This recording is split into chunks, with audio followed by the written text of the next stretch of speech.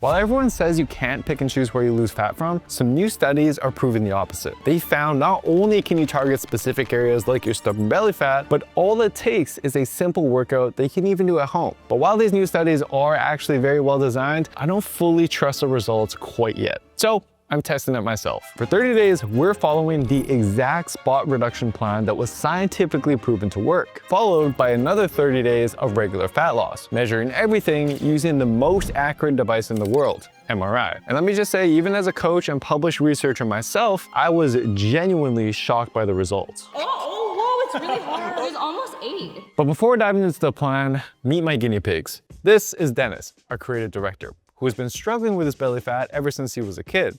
And abs is something he's always admired. When I look at someone, I look at their face first, and I look at their abs.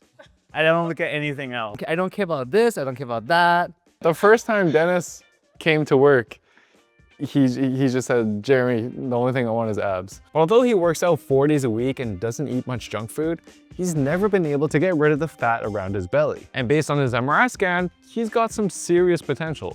So you actually do have nice looking abs. Yours are pretty thick. You're not the first person saying I'm very thick. Yeah. And this is Vicky, who is pretty active as well, but is also struggling with losing that last layer of belly fat covering her ab definition. Your total body fat is 31.8%. Oh. Now keep in mind for girls compared to guys, you usually want to add like 10% to get the equivalent.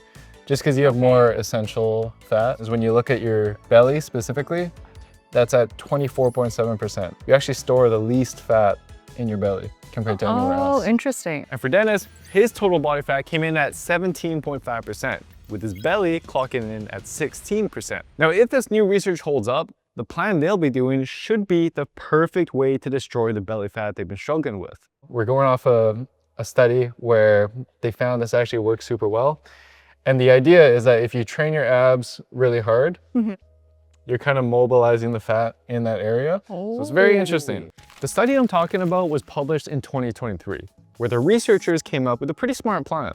They knew that before your body can actually burn fat, it first has to release it from the fat cell, a process called mobilization. If that doesn't happen, the fat just stays stored. And now here's where it gets really interesting, because when you train a specific muscle, blood flow increases to that area, and so does fat mobilization. So in theory, training your abs should increase blood flow to your belly, helping release more fat from that area. And that's exactly why so many people try to target belly fat with crunches and sit-ups. In fact, one study had participants do over 5,000 sit-ups in just 27 days to test this, but it didn't make a difference, because unlocking fat is actually just one half of the equation. If you release fat from storage, but don't actually burn it, your body just stores it again.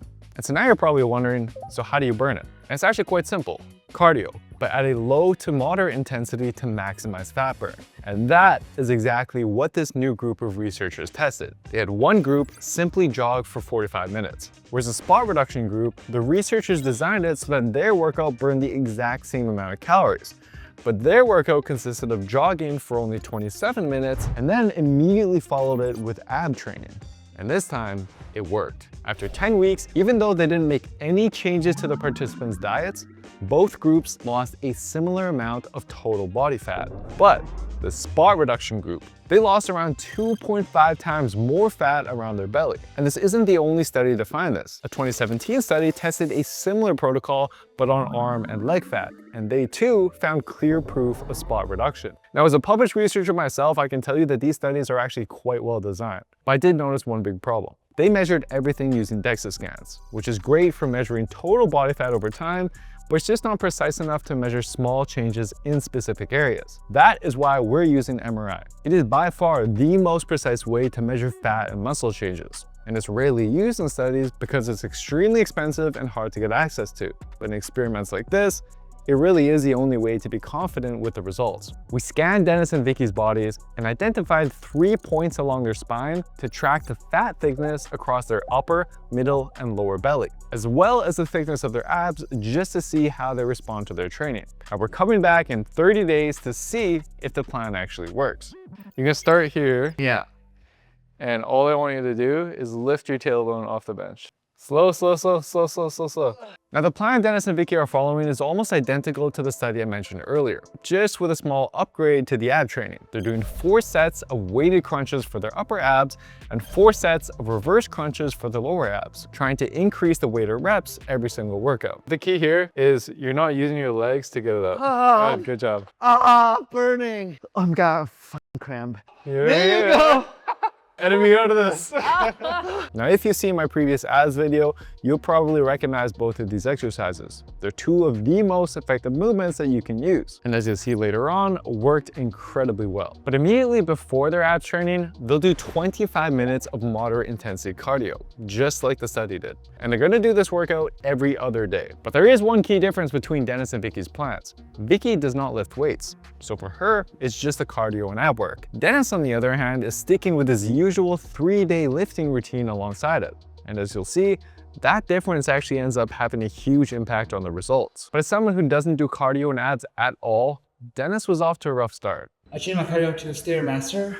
I think it's a little bit more fun. I climbed 123 floors, and you can say I broke Alex Holland's record. Whereas Vicky went with incline walking for her cardio, but trying to juggle it with work has been hectic. So it is 1 a.m. right now, and I'm driving to the gym on a Monday morning, and it's all my fault. I had a presentation due tomorrow for work, and I honestly procrastinated. But so far, both of them haven't missed a single workout, which is great because belly fat can honestly feel like a nightmare you can't escape, no matter how hard you try, especially for men. And there's a reason for that. After my team and I analyzed over 8 years of DEXA scans from nearly 18,000 people, we noticed a clear pattern. Women tend to store most of their fat around their hips, their legs, and their arms, whereas men always tend to store more of their fat in their belly. And this actually just becomes much worse once your body fat gets above 25 to 30%. But it's not just where fat is stored, it's also how it comes off. Because when we looked at fat loss across different body parts, the belly was consistently one of the slowest areas to change, while areas like the arms and legs tended to lean out first. So it makes sense why so many people try to target it directly. Dennis actually saw this growing up. At his parents' house in Taiwan, there's a horse riding machine and even a belly reduction machine his dad has been using for years. Yet his belly hasn't changed. But if our experiment works, this could finally give a real solution to his problem. And so far, the early results look promising. We're just a week and a half in, and Dennis is convinced his abs are more visible, especially under some good lighting. Looks pretty good. But I do still feel like there's still a lot of fat covering it. Meanwhile, Vicky was consistently getting stronger with her weighted crunches and also sticking to a rigorous schedule. But in week 2, both Dennis and Vicky noticed something interesting. I will say, I do feel like I can kind of see like upper ab definition. I don't know if I'm seeing as much improvement in my lower region, but for sure in the upper ab region, you can kind of see some abs coming in here. There's actually a reason the lower belly is the hardest area to burn off. There's 2 receptor types inside fat cells. Alpha-2 receptors, which slow fat release, and beta receptors, which accelerate it. Your lower belly fat is thought to have a much higher ratio of alpha-2 receptors, making it slower to burn off. But that's not the only issue. Visible abs, they come from 2 things: low enough body fat and abs that actually pop through. Now, the upper abs tend to be thick and pop through easily, whereas the lower abs are often thinner. And depending on your ab genetics, you might not really even have any. And this is actually why we're tracking Dennis and Vicky's ab growth with the MRI scans, to see if the ab training grows their upper abs as well as their lower abs, and if it does, how much that actually helps them pop through. Now we're just 20 days in, and Vicky isn't the only one feeling like the belly fat is coming off. Dennis has seen some great improvements on his ab strength and the appearance. I'm going to do an ab regression.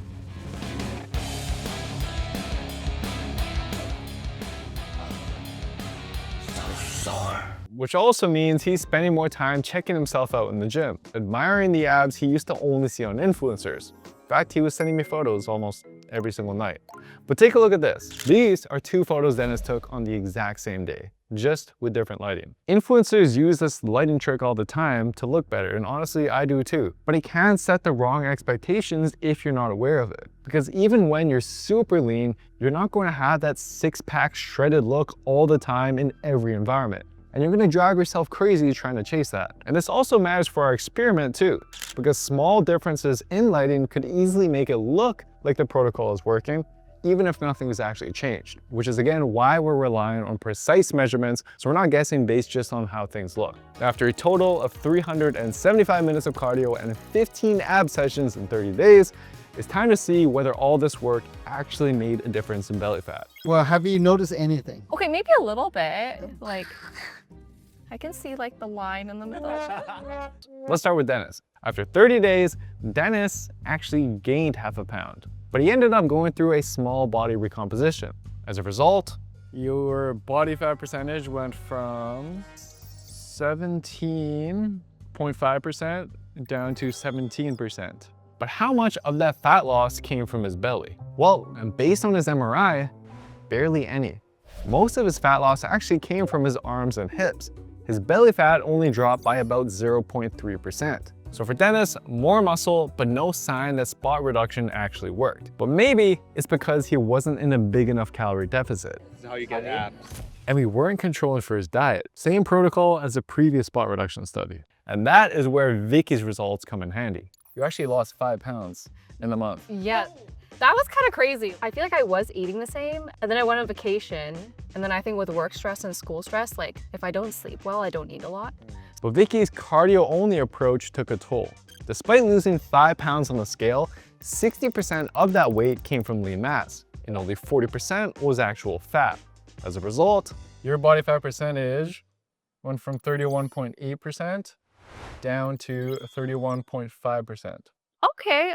I would put my money that if you did weights on top of that, then probably 5 out of those 5 pounds would be fat. Now researchers have actually tested this. While cardio plus a diet can lead to more overall weight loss, lifting weights ensures more of that weight comes from fat, not muscle. So it ends up being the more effective way to get leaner. But Vicky still ended up losing a good amount of fat. Vicky saw clear belly fat reductions, especially in her upper belly. But don't get too excited just yet. When we zoom out and look at her entire body, the amount of fat that she lost from her belly was proportionate to her arms, shoulder, and legs, with some of these other areas actually seeing greater reductions. That said, the MRI scan of their ab muscles did reveal something promising. Dennis's abs showed a crazy amount of growth, even more than I was personally expecting, with every single one of his abs growing on average about 20% bigger. Which might explain why in the right lighting, both of them noticed their abs bulging out more. As for Vicky, because she wasn't weight training, she lost size in every single muscle of her body, except for her abs, which actually ended up growing about 15% bigger. Or for losing belly fat, it does seem like your diet, as well as if you're lifting weights, will determine how much fat you lose, and factors beyond your control will dictate where that fat gets taken from. Which brings us to phase 2. Now is where it gets interesting, because the first 30 days we tested the spot reduction theory. Yeah. Yes. Now for the next 30 days, we are just gonna throw that shit in the trash. No more Okay? cardio? No more cardio. At all? Cardio, I hate it so much. I kind of liked it. So no more cardio, no more ab training. Zero. At all. No Zero. way. Zero. Zero. Oh, really? I Zero. don't want to lose some muscle here though. You might. We'll see. For the next 30 days, what we're gonna do instead is we are gonna do diet and we're gonna focus on weight training. We'll compare the results from this 30-day phase to the previous 30 days of spot reduction. And let's just say the results blew us away. There you Wow, would you Who look is at this that? Whoa! Yeah. What is this? Now going into phase 2, I'm expecting Vicky and Dennis to each lose about 4 to 5 pounds of pure fat in 30 days, while maintaining all of their muscle. And their plan has 2 simple rules designed to help them lose fat as fast as possible. Rule 1, track everything you eat to hit your daily calorie target. Now, if you take your body weight in pounds and you multiply it by 12, that is roughly what Dennis and Vicky are following at their respective body weights. But if you want a more personalized number, you can use our calorie calculator at builtwithscience.com, which I'll also link down below. But how they hit their calorie target is just as important. They're building each meal around these core foods and including a fist size of lean protein in each meal to protect their muscle. But the second part of their plan is where we fix what went wrong, especially for Vicky, who in phase 1 lost muscle everywhere except for her abs. That's it. It's a little embarrassing. That's pretty good. That's not bad. What? That's not bad. I barely moved. Oh. Vicky will be following a 3-day full body workout to hit every major muscle group, while Dennis is sticking to a 4-day upper lower split. I honestly don't know if I can do it. I now go out and watch them drink and eat. Like, I get so hungry around 4 and 5 p.m. But I have to save it for later because I don't want to go to bed hungry. Now, even though Dennis is no longer climbing Mount Everest every other day, cutting food is equally as painful for him. He's a huge foodie, eating out almost every day, and living downtown means temptation is everywhere. Just like Dennis, Vicky didn't exactly start off strong. I ate 1,000 calories of dim sum. We only got 1,500 a day. So I went into the party being like, okay, like I got 500 calories left. So I was doing pretty good at first. So I just got some spaghetti, some like Chinese noodles as well, like cucumber rolls, sushi rolls. Took a picture with Build with Science app. It was 500 calories. I'm like, okay, perfect. Then I had a beer and, a few slices of pizza. And so that added up real quick. Oh, and she forgot to mention that she ate a cake during her workout on the same day. But despite that rough start, both of them quickly adapted and got on track with their food prep. I pre-weigh everything, so when I cook a meal, I know exactly how much caloric I have left in the day. We're 10 days into phase 2. Dennis is still eating out, but he's set on proving that dieting does not have to be torture. I'll always ask for the sauce on the side instead of having it poured on the top. Sauces are actually one of the most overlooked sources when dining out. For example, having hollandaise sauce poured all over your eggs benedict can easily add 400 extra calories. But if you keep it on the side and dip with control, you can easily bring that down to under 100. Had the itch and I got a matcha self-serve. So I log it into the app. This thing's like 300 calories or something. Oh my God, like how do I burn this off? And it's like 10 p.m. This is where most people get it wrong during fat loss. It is incredibly hard to outburn a bad diet. 300 liquid calories can be consumed in a matter of minutes. But to burn off the equivalent, Vicky would be looking at an hour of incline walking or 30 minutes of running. Plus, in phase 2, we completely got rid of cardio because it's actually not the best tool for fat loss. Because after doing cardio, people tend to subconsciously eat more or move less throughout the rest of the day. It's why in general, people often lose less than half the weight they were supposed to lose when cardio is a primary fat loss tool. And again, even if you do lose weight like Vicky did, if you're not strength training, then most of that weight loss will be from muscle rather than fat. Now, to be clear, I am not anti-cardio. It has real health benefits and it can definitely help speed up fat loss when you use it correctly. But for the sake of this experiment, I am curious to see the results Dennis and Vicky can get without it. And already, we are seeing a much bigger difference than in phase 1. This is their first 2 weeks in phase 1 versus their first 2 weeks in phase 2. I mean, it's pretty clear to me that they are losing belly fat much faster, but there is something I'm worried about. In this phase, they're doing 0 direct ab training. Now, yes, research shows your abs are actually highly activated during heavy lifts like squats and deadlifts, which both of them are doing, but it's still unclear if that's enough to actually build or even maintain your ab size. And so at this point, I am genuinely curious. If Dennis and Vicky's abs start shrinking, could that completely change how they look, even though they seem to be losing more belly fat than in phase 1? We'll find out what actually happens at the end of the experiment, but 20 days in, both of their weight is dropping just like we predicted. And more importantly, they've seemed to finally found a diet that actually fits their lifestyle. This is my new favorite snack. Tuna and toasted rice cake. I like to scoop out some oil. Every calorie count. I also noticed Dennis made a simple but smart change. He swapped a lot of his fatty meat protein to lean fish, lower in calories yet packs in more protein. Vicky tried to do something similar but ran into an issue. I was going over my calories a little bit. I've been eating basically salmon, broccoli, and rice 5 out of 7 days. Now, while salmon is great for omega-3s, it actually packs a ton of calories from all the fat. Now, that's not a bad thing, but for Vicky, it was causing her to overeat. Whereas when you compare what 30 grams of protein looks like from other sources like white fish or shrimp, you can get a lot more for less. So that's only around, well, plus the seasoning and like olive oil and stuff, like 500 calories or so, 40 grams of protein. So this is really good. On top of that, Dennis made another subtle change at parties. He secretly swapped his usual whiskey for tea. So this is my little trick. The color is pretty much the same, and it won't make you weird at parties. He even came up with a bunch of creative, tasty, low-calorie meals. And if you're a member of our Built with Science Plus app, all you have to do is scan this QR code and it's gonna upload that recipe directly to your food log. And with just a few days left, it seems like all these tips and tricks were working incredibly well. This is kind of crazy. They're definitely supposed to be like nice and tight to the waist, but they're so loose. Now we'll get to the final results in a second, but by this point, I think it's pretty clear which 30-day approach worked best. So even if targeting your belly fat isn't actually possible, the good news is you can get rid of it no matter your genetics and no matter how big your belly has gotten over the years. And if you do it right, you can see results really quickly. And if you want a step-by-step plan that'll guide you every step of the way, showing you exactly how to work out and what to eat every single week, then try out our Built with Science Plus app for 2 weeks free by scanning this QR code or heading to builtwithscience.com. And now it's time to see their final results in person. You have like 4 coming in, holy crap. Whoa. There you Wow, go. would you Who look is at this that? one? Whoa! Oh, whoa, it's really hard. If you like jump, look at it. Whoa! Jump But like again? here. I like when you jump.